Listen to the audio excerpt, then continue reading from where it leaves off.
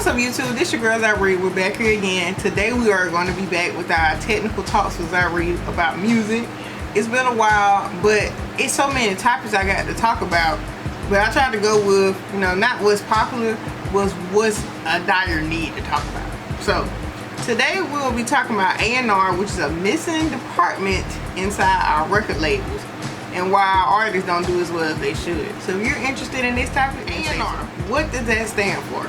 Artists and repertoire, and it's a department that discovers and develops artists. They actually have a lot of different roles and different functions within that role, and we're just going to list some of their responsibilities. 1, talent scouting and artist development, right? That's really one of the main things, because they can find the talent as well as develop the talent. The recording process, marketing and promotion, contract negotiation, and artist to label liaison. Right? That's a lot of responsibilities just for one team. And since social media and the digital age has done an uptake in doing their job, they downsized that department. That's really a huge problem, because if you can see how artists move now, they really were important with making sure they were PR trained and be able to perform well. Not just be a puppet, because we're not trying to make artists puppets or robots, but they have some form of training to go out and not act on their emotions like regular people. You know what I'm saying? Because when you're an artist, you got more to lose. You know what I'm saying? Your whole brand is basically built upon your talent and hobbies that you do, as opposed to, people that go to work every day. We're not built around it, But we're going to get into a few things. When did this department dissolve and the responsibilities fall onto the artist? As I mentioned before, social media. It made it easier for new talent to be recognized and discovered, and that's the talent scouting part. The ladder to success was switched to an escalator or elevator. No building traction, buzz, or foundation. So a lot of record labels assume followers, clout, popularity as a solid foundation. That's not even a cornerstone. That's more like a house of cards, right? So one dumb move and the whole cards are on the floor, right? It's no basis for that. Labels equating popularity and branding. So another part of being an artist is the branding aspect of it, right?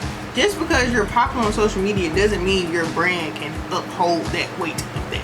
To make your music sell, your product sell, anything that you want to do as an artist, that don't really mean nothing. We have people with a million followers, they can't sell a t-shirt. And that has happened before, but we're going to keep moving. There's no building or expansion of initial blow up. So a lot of time artists really, they blow up, right? They shoot straight to the roof. It's like overnight they became a sensation. However, they don't actually keep it flowing. The best new artist I feel like that's doing a good job of that is Glorilla, Leon Thomas.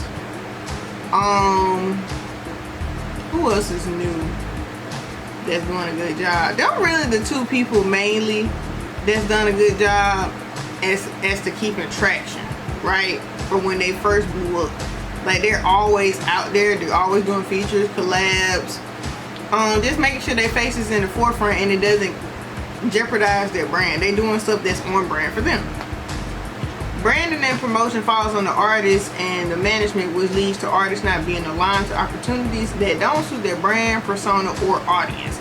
This is a big one for me, because a lot of artists got into it. First started with the NFTs, right? The NFTs were big. Like, everybody was trying to sell their NFTs. Then when we seen that one really pushing, that's when they really started switching to cannabis. Like, everybody wants to sell weed, and ain't nothing wrong with that, but if that ain't what you do, or that ain't really on brand for who you are talent wise, why are you selling weed? You know what I'm saying? Like, that don't make no sense. Why are you doing stuff that we already got a plug for? I ain't going to no dispensary, but that's neither here nor there. And okay, if I was Sierra, right, I would be making like a dance boot camp or a dance video game, like Just Dance. Why is she doing like makeup? She'd be a great model, of course. Like, I feel like model that's her thing. Like, even model scouting. Like, she worked with Cynthia Bailey, and they had like a modeling agency and coaching and thing. That would literally be on brand. They both tall, they both got the structure face of models, they had that walk, that talk, that essence. Those are the things I would align her with. Her making like makeup and stuff like that, I mean, it makes sense, but we don't know you for your makeup. We know you for your beauty, your dance, her persona. Those are things that actually fit her. Why is she doing anything outside of that? I don't know. Hey, if I was in that department, that's not what we doing, okay? 360 contracts and debt for artists. That's self-explanatory. You know, a lot of artists don't read them contracts, which is where business law and my marketing degree can kick in, because you don't sign no contract without reading it and have a lawyer go over it with you, because they use jargon that the normal person are going to misinterpret. And then the thing is, they say it's selling your soul, but it's really selling your body. Your soul still belongs to the Lord, unless you explicitly say, I don't want to deal with nothing with God, Jesus, or any religion or spirituality other than the dark side. And you agree to be a puppet, right? That one thing. But a lot of people, like when they talk about Robert Johnson, I have not watched that shit. I'm planning on it. He really didn't sell his soul. He sold his body to become famous, because that's what the devil does. He promises you fame. He never promises you good talent. We know a lot of talentless individuals that are famous. We're gonna keep going. And the debt for artists, they put an insurance policy on them folks. That's simple as that. It's artist to label, no middleman, and that's really what A&R come in, because they need somebody that speaks on their behalf based off stuff that they know not only would make them successful in their careers, it'll literally help the label to sustain the artists that they trying to keep on these contracts. But whatever. According to Icon Collective, A&R departments are still relevant, however they've been downsized. A&R departments currently use data metrics and analytics to drive decisions, with the streaming numbers and social media data and insights. Now, I have a degree in marketing with a concentration in social media, algorithms, insights, analytics metrics, KPIs, which is key performance indicators. That's something I am well versed in, right? And the thing is about social media is it's a machine that is constantly changing, so it does not push those who garner the most success. It's actually not used to push people who already are known. It's to push people who aren't known, right? And so many people are concerned on the metrics when they're not scouting out people who have a bubbling up or some buzz or some traction that had time to be developed, and they can build their fan base, instead of you getting people just for the aesthetics or they already got a fan base. Yes, that works, but those people who already got fan bases, their expectations are always going to be higher, as opposed to somebody who's building from like the ground up. Their expectations is going to be it's going to be more milestone like, and so they're using social media to dictate those decisions, which don't make really sense, because social media is fleeting. It's very it's a very fad trend like place that comes and goes, and basing your artist based off that, you will always lose. Labels usually sign artists that already have a level of success, which means artists should or expect to have momentum, exposure, a developed brand, marketing strategies, and a strong branding as far as their persona. That's really a problem, because they're relying so much on people who they're probably just doing it just for fun, and then they so happen to get caught on, but they don't know how to maintain that. So they're putting and depending on that person to do all this work, when you need a person to work with them, to coach them, to make sure they're maintaining all the work that they've already put in so far. Now that H&R focuses less on artist development or more on hopping on viral trends, this is a actual direct correlation with why music lacks luster, artist visibility is lowered, and it leads to artists' careers being stifled. If you've ever noticed, artists who are consistently trying to maintain their own image themselves and trying to push themselves all the time, their careers get stifled because they ain't got nobody helping.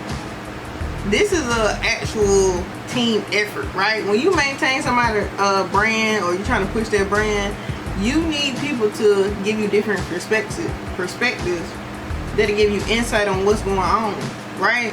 And build upon who you are as a person and what separates you from the collective. When you're doing that solely on yourself, it really don't do as well as you would think, because you're also relying on yourself to put your personality out there, and you get to a point where you're like, well, I don't have any more to give. Whereas you have somebody who understands your strengths, weaknesses, and your opportunities and threats. SWOT analysis for my marketing people, my business major. If you understand that from an outside looking in perspective, you'll be actually more successful because you have somebody give you greater input and feedback. Where can improvements be made? 1, supply and demand.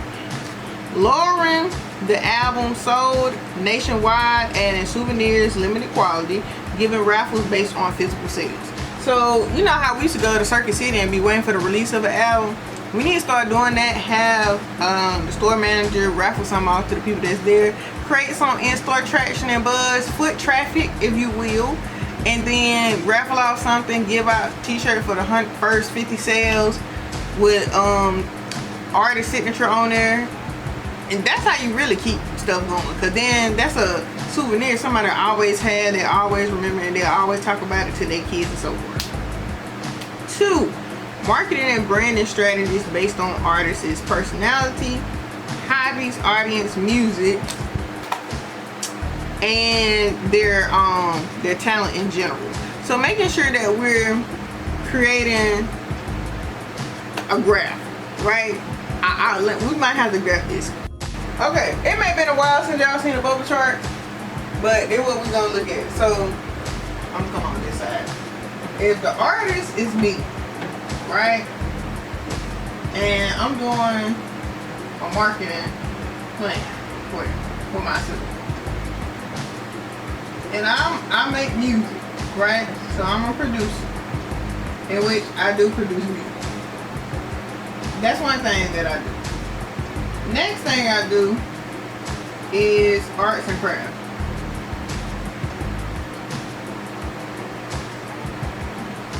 Right? So I crochet. As a souvenir for me, if I had an album out, I might do a granny square with my name on it. You can mass produce those. That's the souvenir. That's the gift. Then, my personality.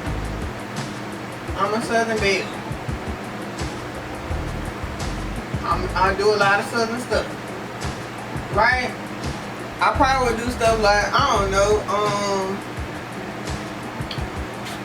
maybe a porch chronicles. A porch podcast. And then for my producer side, maybe doing lessons. And then, what's number 4 that I do? What I said, personality, hobbies, interests. Okay. I also do makeup. Well, I said arts and crafts. Let's do cooking. Because the girl, she throw down, right? Maybe I could do videos with music guests, right? This would be how I would market myself. Let me zoom in for you. Granny squares with the album I produce.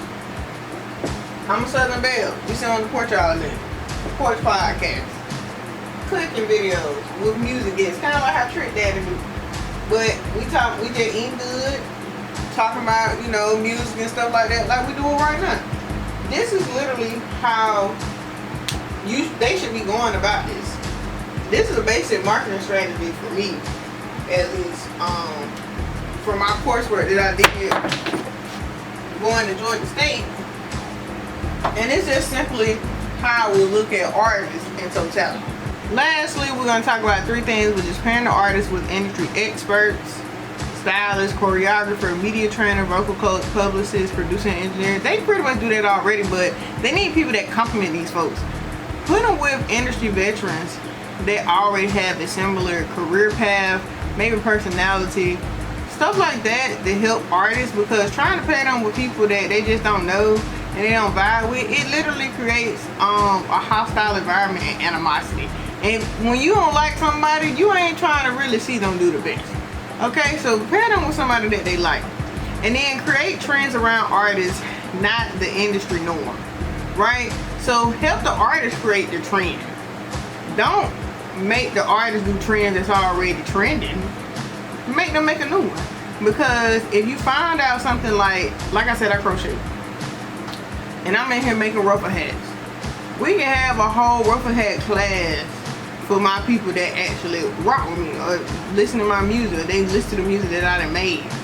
Or we can have a whole, I do makeup, so maybe if I wanted to have like a little makeup party or something like that, do stuff around these artist things and make trends out the artists, not have the artists jump on the trends. And that's really what we feel. Labels really should be focusing on maximizing the artists and what makes them real. Authenticity is the highest form of collaboration when it is to the mass. People love people that are real, right?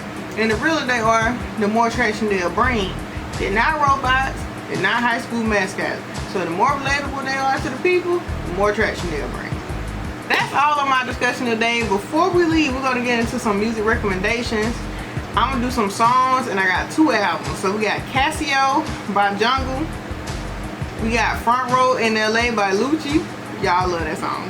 Excuse Me Miss by Jay-Z. I know that technically is a wintertime song, but the beat gives me summertime vibes. That I'm just saying. Japanese Denim by Daniel Caesar. Stuck by Darren Bernard. That man know he can sing, y'all. I love that man. The first song featuring Terrell, featuring a whole list of folks. I'm gonna have to put that on there. It's in my article. Layla with The Gap Year, and Rhapsody with Please Don't Cry. Y'all, all of these songs and recommendations, chefs, kids, especially my 2 ladies who made those albums, bro. Like, Rhapsody album is theatrical movie music for me. And Layla, like, her music was so relatable because that's what it is to take a gap year, or you trying to find your place in the world. Thank y'all for watching. I will see y'all next time. Y'all be blessed. Leave comments below, like, share, and subscribe, and let me know your thoughts. I will see y'all next time. Y'all be blessed.